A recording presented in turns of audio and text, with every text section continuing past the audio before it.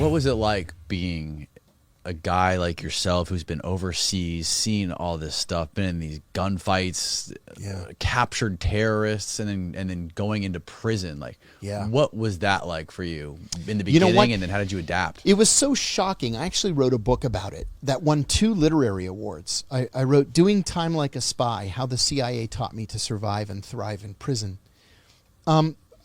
At sentencing, my attorneys asked the judge to send me to a minimum security work camp.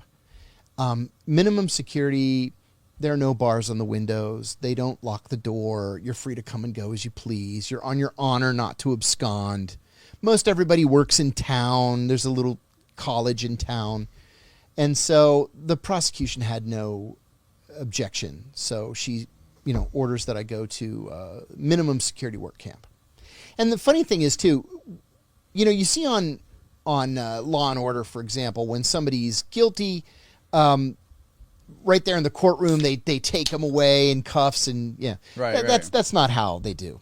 I mean, they if you're a really bad guy, they do. But what they do is they say, okay, you're going to get a letter from the Bureau of Prisons, and the letter's going to tell you the day and the time that you have to turn yourself in. So they sent me a letter, and they said, come to the prison on February 28th, no later than 11 a.m., and turn yourself in. So I get in the car with 2 of my attorneys, my cousin, his son, and a documentary film crew. And we drive up to the prison. And it's weird. You just knock on the door. And you're like, hi, I'm John Kiriakou. I'm here to turn myself in.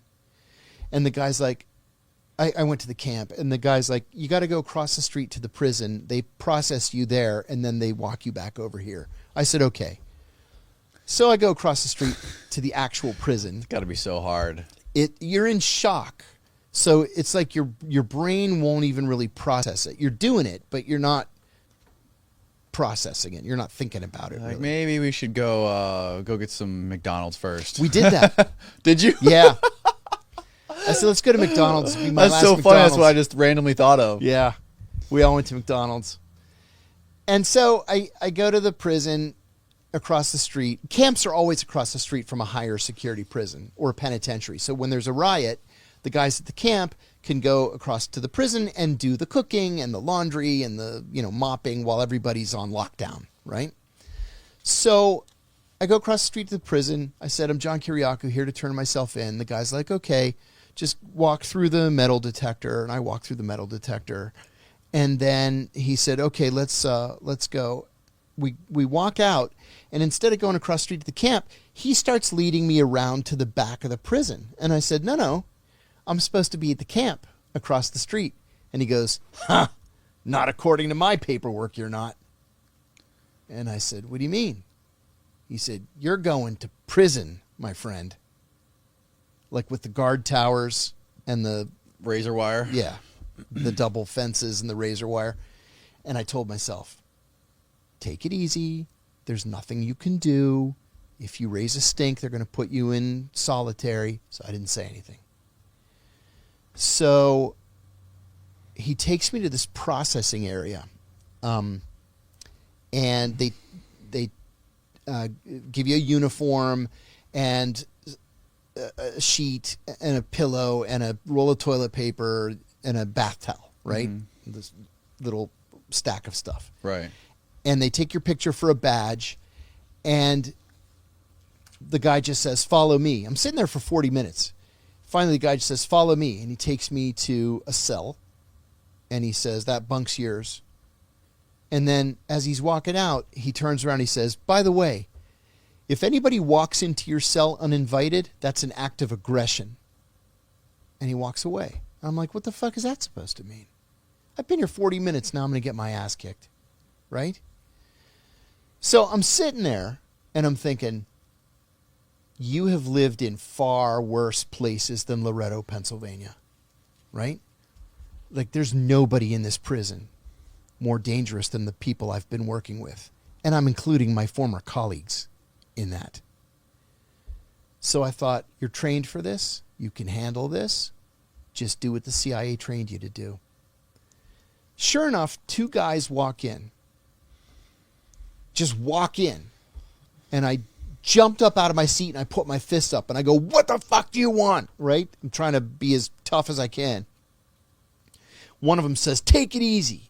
Now, the one had this enormous swastika tattooed on his neck. It took up the entire front of his neck, right? Wow. And the other one had fuck you tattooed on his eyelids. So every time he blinked, it said fuck you. So I'm standing there with my fists up. He goes, are you the new guy? And I go, yeah. And he goes, are you a fag? And I go, no. He goes, are you a rat? And I said, no, I'm not a rat. I didn't have anybody else in my case. And he goes, are you a chomo? I go, I don't know what that word means. He goes, chomo, child molester. I go, no, I'm not a fucking child molester. And he goes, okay, you can sit with the Aryans in the cafeteria. And I go, oh, okay, thanks. And I'm thinking, okay, so I'm with the Aryans now. Great. So they walk out.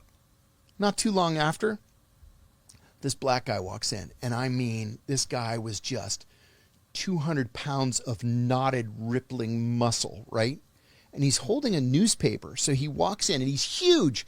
He walks in, and I jump up again. I go, what do you want? And he goes, take it easy. And very gently, he hands me the paper. And it's the Nation of Islam newspaper. And, you know, in prison, the Nation of Islam isn't a religion so much as it's a gang, right? There's an article about me on the front of this newspaper. And Louis Farrakhan, of all friggin' people, calls me a hero of the Muslim people for standing up for Muslim human rights. So he says, I just wanted to tell you, you're not going to have any trouble with us.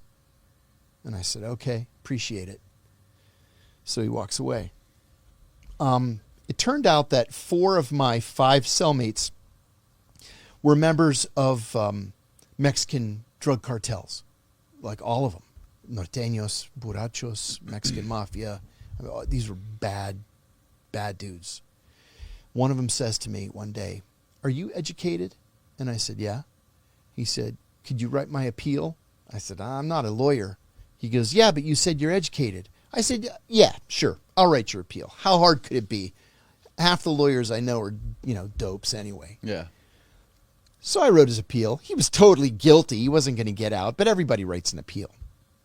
So he told all the other Mexicans that I wrote his appeal and that I didn't charge him anything. It never even occurred to me to charge him anything.